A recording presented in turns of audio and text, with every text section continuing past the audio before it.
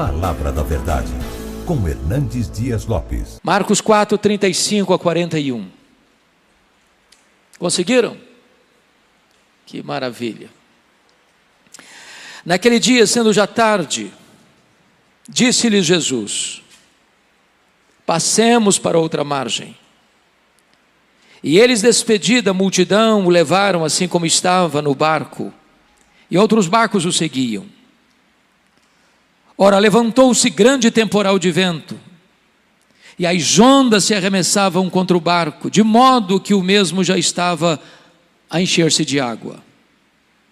E Jesus estava na popa, dormindo sobre o travesseiro. Eles o despertaram e lhe disseram: Mestre, não te importa que pereçamos? E ele, despertando, repreendeu o vento e disse ao mar: acalma-te, emudece. O vento se aquietou e fez-se grande bonança. Então lhes disse: por que sois assim tímidos? Como é que não tendes fé?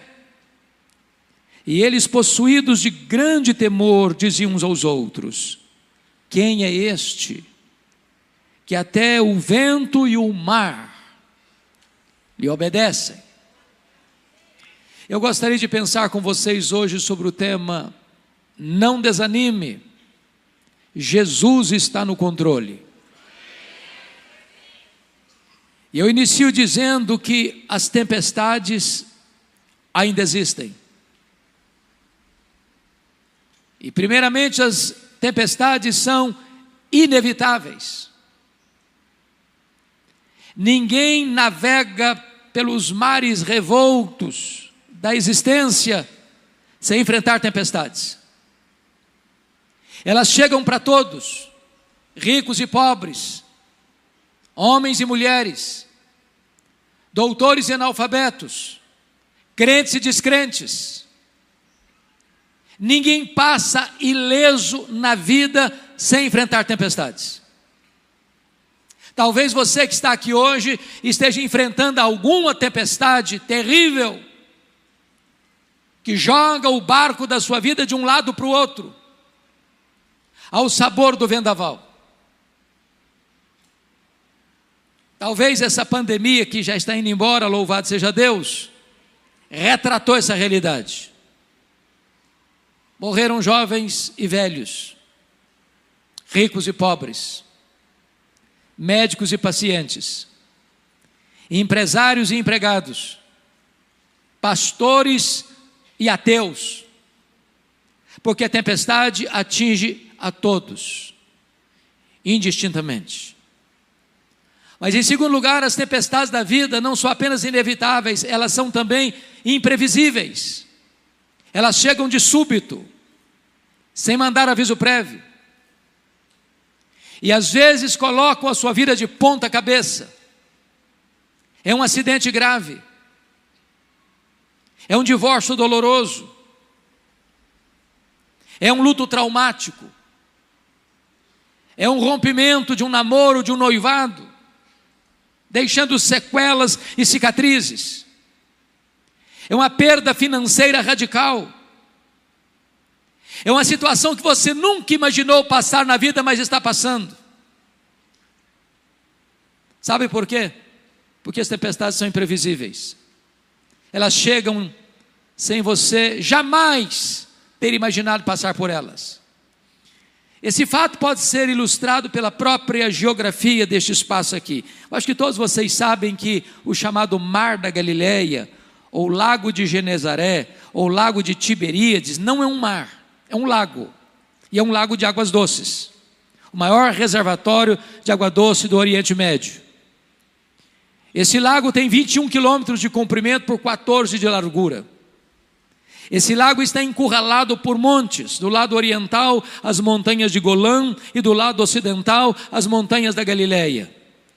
Esse lago está a 220 metros abaixo do nível do mar Mediterrâneo. E um fato muito curioso acontece nessa região. No extremo norte de Israel está o monte mais alto de Israel, o Monte Hermon, cujo cimo fica coberto de gelo praticamente o ano todo.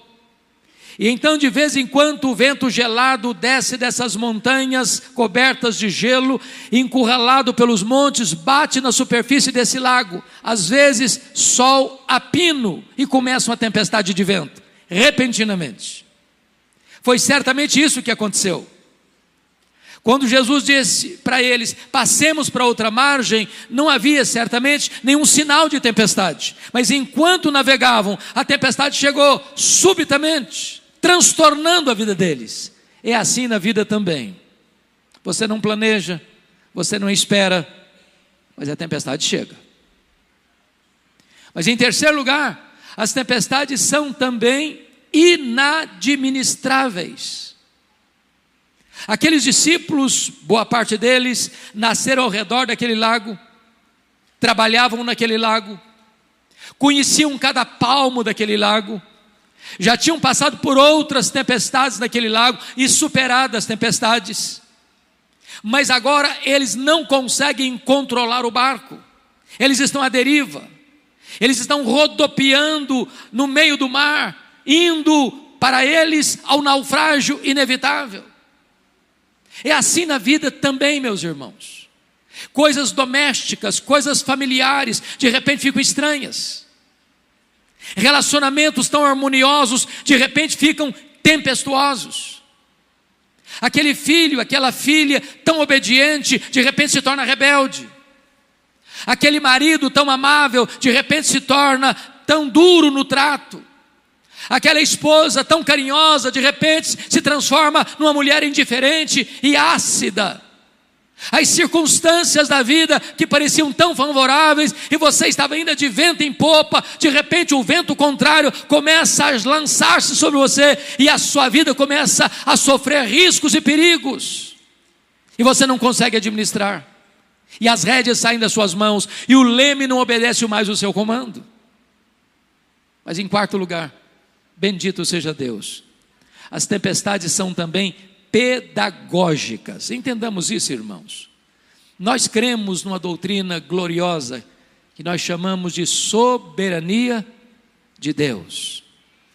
Nós não cremos em acaso, nós não cremos em sorte, nós não cremos em azar, nós não cremos em determinismo cego, nós não cremos em olho gordo, nós não cremos em misticismo.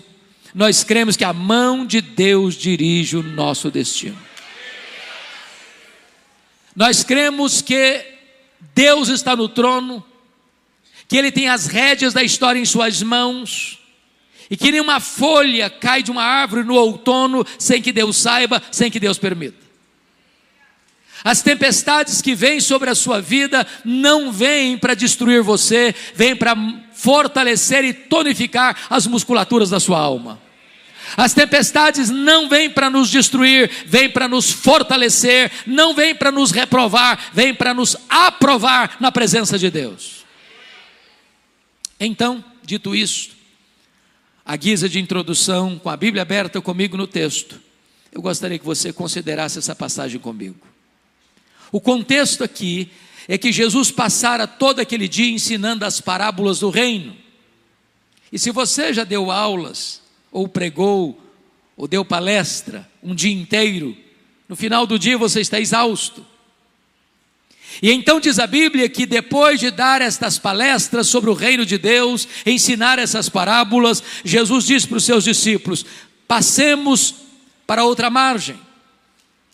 E diz a Bíblia que Jesus entrou no barco, pegou um travesseiro, foi lá para trás do barco na popa, deitou e dormiu, porque ele era homem, perfeitamente homem, e estava cansado. E nesse momento então os discípulos começam a navegar, quando a tempestade súbita chega, e eles tentam administrar o problema, e não conseguem. E de repente, quando o barco estava à deriva e prestes a naufragar, eles recorrem a Jesus com a pergunta em tom de censura: mestre, não te importa que pereçamos? E diz a Escritura que Jesus levanta, acalma o mar, aquieta o vento e pergunta para eles: por que sois assim tímidos? Como é que não tendes fé? E eles olham uns para os outros espantados e tomados de santa reverência e perguntam: mas quem é este que até o vento e o mar lhe obedecem? Se vocês perceberam comigo, essa passagem está regida por 3 perguntas. No verso 38, a pergunta dos discípulos a Jesus: mestre, não te importa que pereçamos? No verso 40, a pergunta de Jesus para os discípulos: por que sois assim tímidos? Como é que não tendes fé? A terceira pergunta está no verso 41, é entre os discípulos: quem é este que até o vento e o mar lhe obedecem? Se o texto está regido por essas 3 perguntas, é sobre elas que vamos conversar com vocês nesta noite. Vejamos a primeira pergunta: mestre, não te importa que pereçamos? Eu quero dizer que essa é a sua pergunta, essa é a minha pergunta, essa é a nossa pergunta na hora da dor, na hora da angústia, na hora do desespero, na hora que a morte nos mostra a sua carranca, na hora que as circunstâncias saem das nossas mãos, na hora que o medo tenta nos encurralar, na hora que as forças do nosso braço já não existem mais, na hora que o barco da nossa vida não obedece mais o nosso comando, todos nós ficamos aflitos. E nessa hora você pensa: meu Deus, por que o Senhor não me socorre? Por que essa tempestade veio? Por que comigo? Por que agora? Por que desse jeito? E quando eles recorrem a Jesus, eles recorrem não só com a pergunta, mas com a censura. Eles estão dizendo o seguinte: não vais fazer nada? Não estás vendo o nosso perigo? Não estás percebendo a nossa angústia? Não estás notando que esse mar está nos engolindo vivos? Vais continuar dormindo? Essa é a pergunta que nós fazemos. Mas por que eles estão fazendo essa pergunta? O que não está bem resolvido na cabeça deles? Primeiro, não está bem resolvido na cabeça deles o fato de Jesus ter dado uma ordem para eles: passemos para outra margem. E na medida em que eles obedecem a Jesus, eles enfrentam a tempestade. Na nossa cabeça, via de regra, o raciocínio é esse: com Cristo no barco tudo vai muito bem, vai muito bem, vai muito bem. Com Cristo no barco tudo vai muito bem. E aí você pensa assim: se Jesus está conosco, não tem tempestade, não tem crise, não tem problema, não tem luta, não tem dor, não tem surpresa. Quando você obedece a Jesus, o que você espera? Vai dar tudo certo. Mas de repente você entra no barco em obediência a Jesus e a tempestade pega você, e a crise chega, e a doença chega, e o problema financeiro chega, e o problema no casamento chega, e o problema na família chega, e a dor chega, e vocês: meu Deus, não estou entendendo. É fácil você entender a tempestade que foi atrás do profeta Jonas. Ele estava numa rota de fuga, ele estava numa rota de desobediência, e Deus mandou a tempestade atrás dele para trazê-lo de volta para o caminho da obediência. Notinha de rodapé: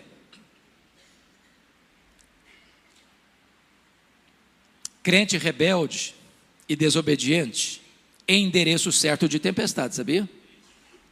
Deus vai mandar a tempestade atrás de você, não para destruir você, para trazer você de volta.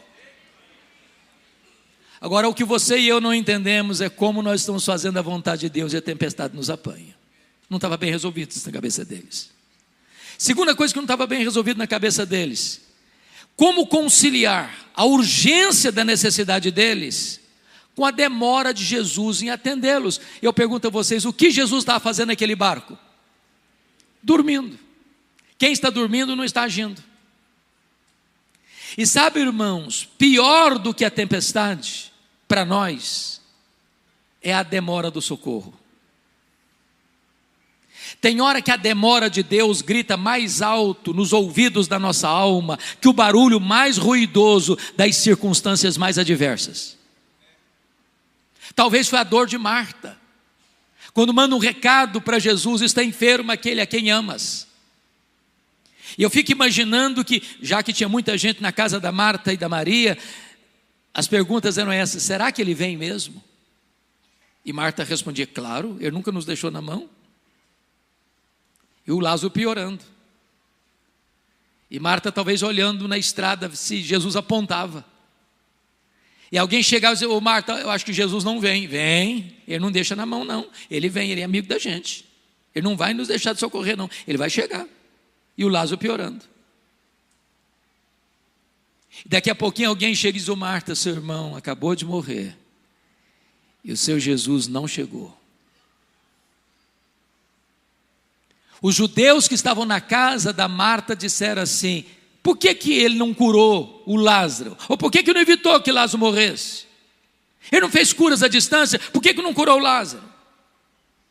Quantas vezes você já passou noites indormidas, madrugadas insones, com essa grande angústia: meu Deus, por que o Senhor deixou isso acontecer? Por que o Senhor permitiu isso? Por que o Senhor não veio? Por que o Senhor não socorreu? Por que o Senhor está demorando? Por que eu oro e a doença se agrava? Por que eu peço e o problema não se resolve? Por que eu insisto e choro e jejuo e clamo e a única voz que eu escuto é o barulho das ondas sovando o barco da minha vida?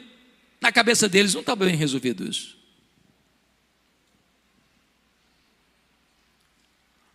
Mestre, não te importa que pereçamos?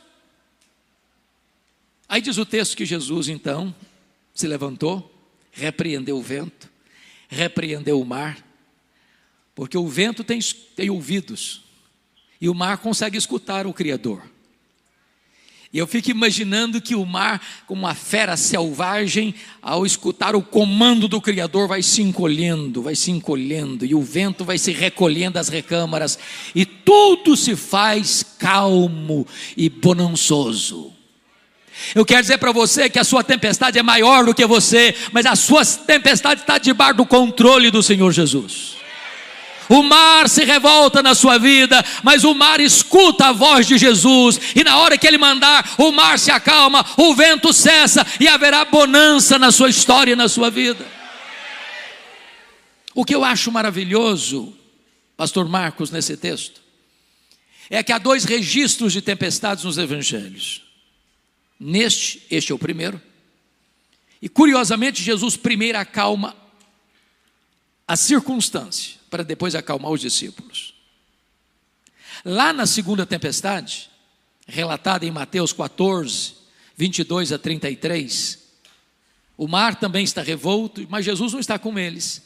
E Jesus vem caminhando sobre o mar, e os discípulos ficam apavorados, pensando que é um fantasma. E antes de Jesus acalmar a tempestade, Jesus acalma os discípulos, dizendo assim: tende bom ânimo, sou eu, não tenham medo. Por que Jesus mudou de metodologia na segunda tempestade?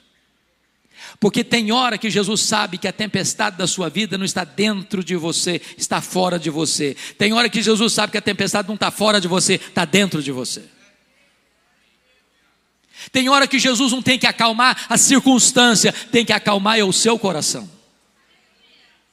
Eu quero dizer para você que Jesus está aqui nesta noite, e Ele conhece a tempestade de fora, e Ele conhece a tempestade de dentro, Ele conhece a circunstância, Ele conhece o seu coração, e hoje Ele está aqui para acalmar a tempestade que está dentro da sua alma, e acalmar as circunstâncias que estão assolando a sua vida. E depois que Jesus acalma o mar e o vento, agora vem a segunda pergunta do texto, e Jesus pergunta assim: por que vocês estão com medo? Por que vocês não têm fé? E eu fico perguntando a mim mesmo: meu Deus, se eu estivesse lá, eu estaria com medo? Um barco frágil, de noite, o mar moendo o barco rodopiando no meio do mar, se enchendo d'água e na beira do naufrágio, você estaria com medo? Eu só fiz, pastor Marcos, um cruzeiro com um navio grande na vida. Fiz vários cruzeiros pequenos, mas navio grande só fiz um na vida. Saiu de Santos para as praias do interior do Rio de Janeiro. E eu prometi a mim mesmo nunca mais fazer outro cruzeiro na vida. Prometi, para mim mesmo. Ondas de 5 metros. Meus irmãos, não ficou ninguém sem nausear naquele navio. Nós íamos para jantar e cambaleando, segurando nas paredes, e voltava sem chegar no refeitório, vomitando pelo corredor. Uma coisa horrorosa. E quando saímos do rio, nessa circunstância, sabendo que tinha 8 horas pela frente, eu fiz uma oração: meu Deus, ou eu durmo ou eu morro. Agora pensa num barquinho pequeno, a morte mostrando a carranca. Você estaria com medo? E Jesus disse: por que vocês estão com medo? Como é que vocês não têm fé? A grande pergunta nesse texto é: por que eles deviam ter fé e não medo? Para ajudar vocês num recurso mnemônico da memória, dar-lhes-ei 4 motivos pelos quais eles não deviam ter medo e sim fé. Todos 4 começando com a letra P. Primeiro, por que eles deviam ter fé e não medo? Primeiro, por causa da promessa de Jesus. Olha o versículo 35. Passemos para outra margem. Se Jesus disse passemos para outra margem, qual era o destino deles? A outra margem. Então, vou lhes dizer uma frase, que se vocês guardarem a frase, me dou por contente nesta noite. Promessa de Jesus e realidade são a mesma coisa. Porque Ele vela pela sua palavra em a cumprir, e nenhuma de suas promessas cai por terra. Você não vive, como já ouvimos aqui hoje, por vista, você vive pela fé. E fé é você crer que o que Deus falou é verdade. Se o Senhor disse a outra margem, não é o fundo do mar, é a outra margem. Não importa o tamanho da tempestade, você vai chegar na outra margem. Você vai para um lugar seguro. O seu destino não é o naufrágio, o seu destino é o porto final, é o lugar seguro, é a outra margem.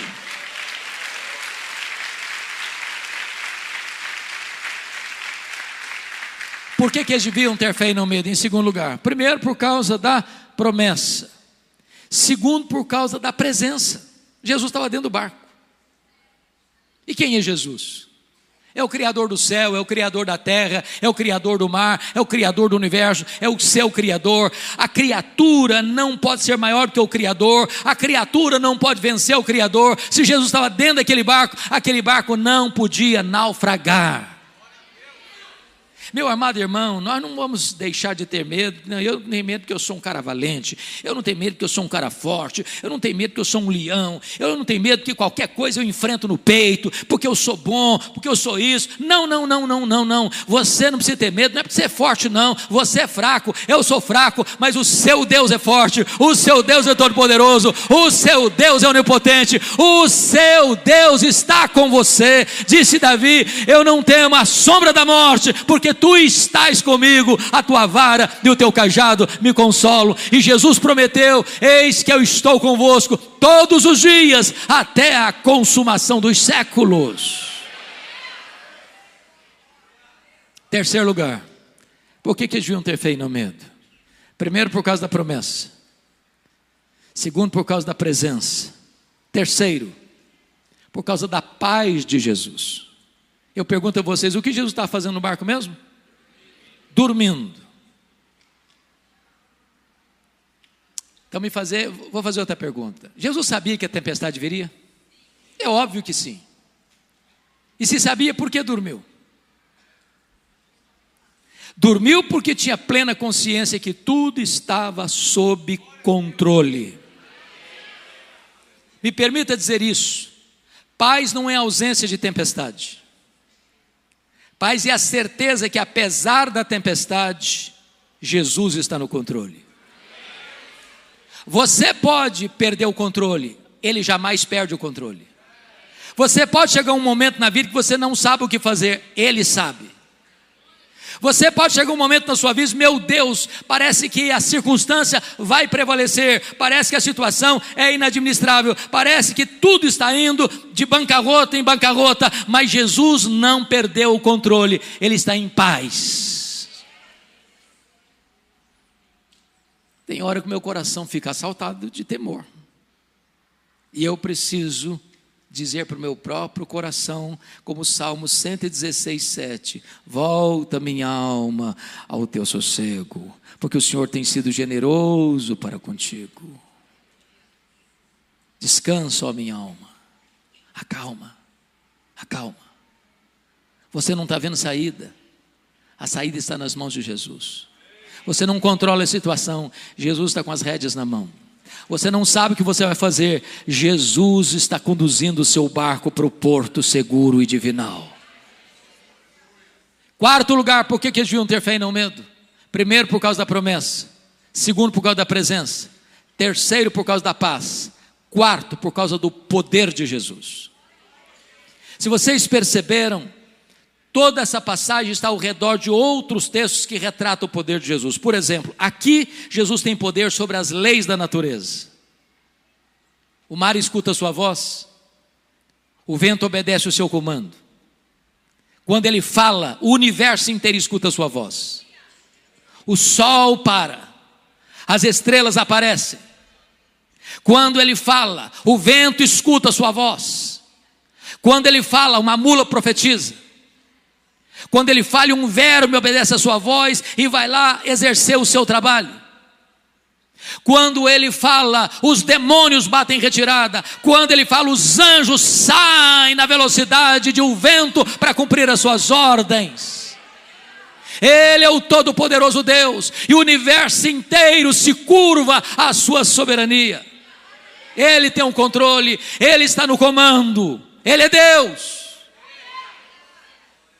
Mas em segundo lugar, se você perceber, quando termina esse texto, Jesus desembarca do outro lado, na região que nós conhecemos como Decápolis, as 10 cidades gentílicas, num despenhadeiro, de noite, dentro de um cemitério. E tudo que você não espera ver dentro de um cemitério de noite, a gente viva.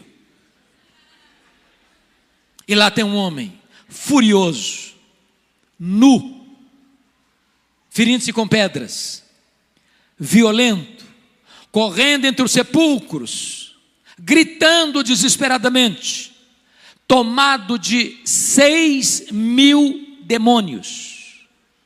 Legião era a maior corporação romana do exército romano, 6.000 soldados, composto de flecheiros, de arqueiros, de lançadores, de cavalaria, de infantaria. Era uma máquina de guerra. Por onde passava uma legião romana, tudo era destruído. Dentro de um único homem havia 6.000 demônios. E Jesus vai lá de noite, dentro de um cemitério, para um homem que está enjeitado da família, um homem foragido da justiça, que não tem algema que consegue detê-lo. E Jesus o liberta, e Jesus o cura, e Jesus o transforma, e o Jesus envia de volta para a sua família como um missionário. Sabe por quê? Porque Jesus tem poder sobre as leis da natureza, e Jesus tem poder sobre os demônios. Quem manda no céu, quem manda na terra e quem manda no inferno é o Senhor Jesus. Quem tem as chaves da morte e do inferno é o Senhor Jesus. Ele é o todo-poderoso Deus, e diante dele se prostra todo joelho, nos céus, na terra e debaixo da terra, e toda língua confessa que Jesus Cristo é Senhor, para a glória de Deus Pai. Mas quando Jesus retorna para o outro lado, onde ele morava em Cafarnaum, diz a Bíblia que Jairo chefe da sinagoga, procura Jesus desesperado, porque a sua filhinha única de 12 anos está muito doente. Ele diz: Senhor, vai na minha casa comigo, impõe as mãos sobre a minha filha para ela ser curada. E Jesus está indo com Jairo, quando uma mulher anônima, 12 anos sofrendo de uma hemorragia crônica, pensa consigo: se eu apenas tocar na orla das vestes de Jesus, eu ficarei livre do meu mal. Ela toca na orla das vestes de Jesus e a hemorragia é estancada na hora. Sabe por quê? Jesus tem poder sobre a natureza, Jesus tem poder sobre os demônios, e Jesus tem poder sobre as enfermidades. A última palavra não é da ciência, a última palavra não é da medicina, a última palavra é de Jesus. Para Ele não tem doença incurável, para Ele não tem problema insolúvel, para Ele não tem vida irrecuperável, para Ele não tem casamento insolúvel, para Ele tudo é possível. Ele tem poder sobre as enfermidades, Ele é o médico dos médicos. Enquanto Jesus está cuidando dessa mulher, chega o emissário da casa de Jairo e diz para Jairo: ô Jairo, não incomodes mais o mestre, a tua filha acabou de morrer. O mundo desabou sobre a cabeça do Jairo. E Jesus diz para Jairo: não temas, Jairo, crê somente. E Jesus vai para a casa do Jairo. A menina está morta. Ele chega e põe a mão na menina e diz: Talita cumi, menina, está na hora de levantar. E a morte solta as garras da menina, e aquela que estava morta ressuscita, e ela é devolvida aos seus pais. Sabe por quê? Porque Jesus tem poder sobre a natureza, Jesus tem poder sobre os demônios, Jesus tem poder sobre as enfermidades, e Jesus tem poder sobre a morte. Ele entrou nas entranhas da morte, Ele arrancou o aguilhão da morte, Ele matou a morte e Ele ressuscitou gloriosamente, inaugurando a imortalidade. E todo aquele que vive e crê nele não morrerá eternamente, porque Ele é a ressurreição e a vida. Você não precisa ter medo, você precisa ter fé. Mas agora, amados, vamos à pergunta do verso 41. Agora não é a pergunta dos discípulos para Jesus, agora não é a pergunta de Jesus para os discípulos, agora é a pergunta entre os discípulos. E eu fico imaginando a cena, pastor Marcos, aqueles discípulos molhados pelos jorros d'água que batiam no barco frágil, o mar calmo como a fera que recua, tremendo diante do domador. E agora eles olham espantados uns para os outros e perguntam assim: quem é este? Quem é este que até o vento e o mar lhe obedecem? E nós poderíamos responder esta pergunta nesta noite: quem é este? Este é aquele que com o Pai e com o Espírito Santo, lá nos refolhos da eternidade, antes do mundo ser criado, participou de um conselho eterno, onde a sua vida foi planejada, e Deus amou você com amor eterno.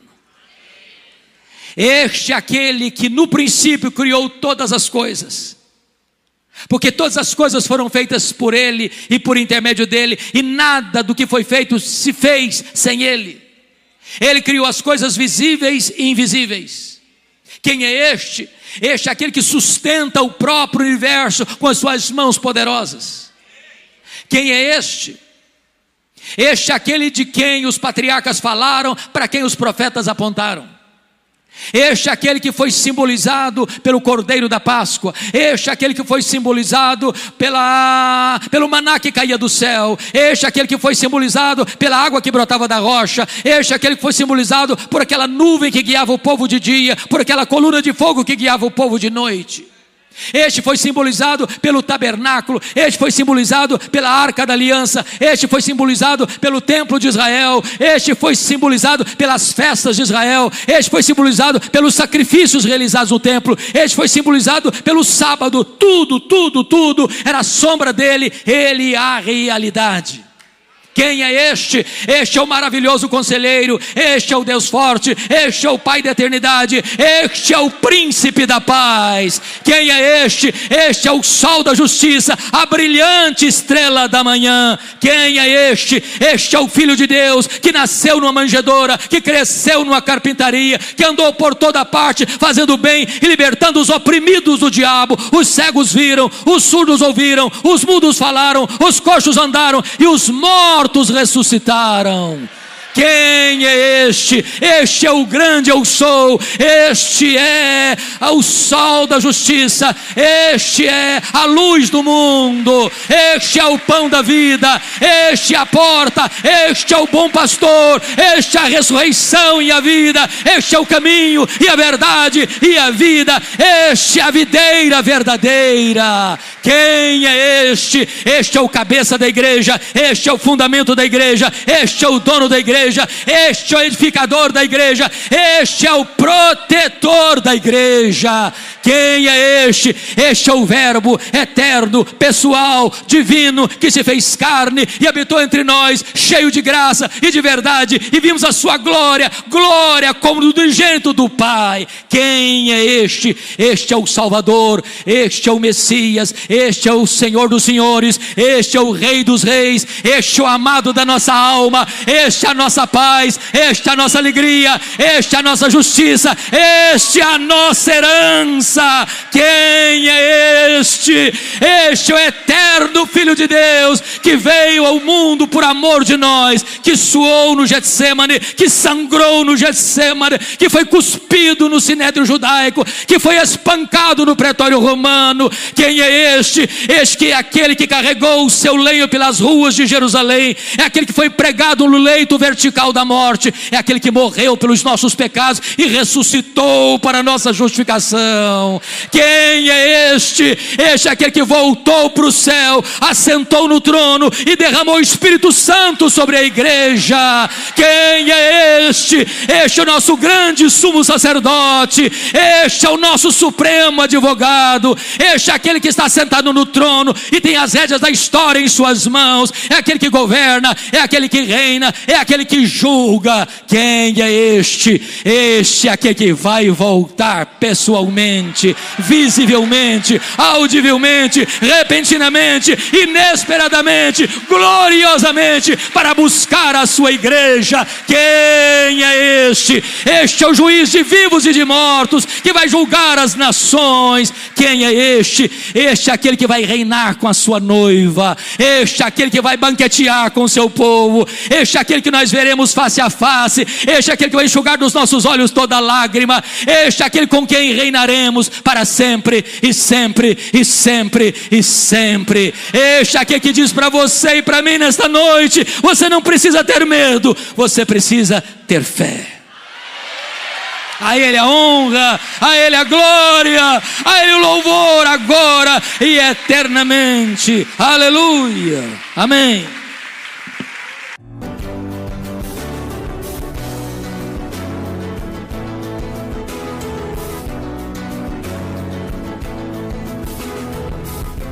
Palavra da Verdade, com Hernandes Dias Lopes.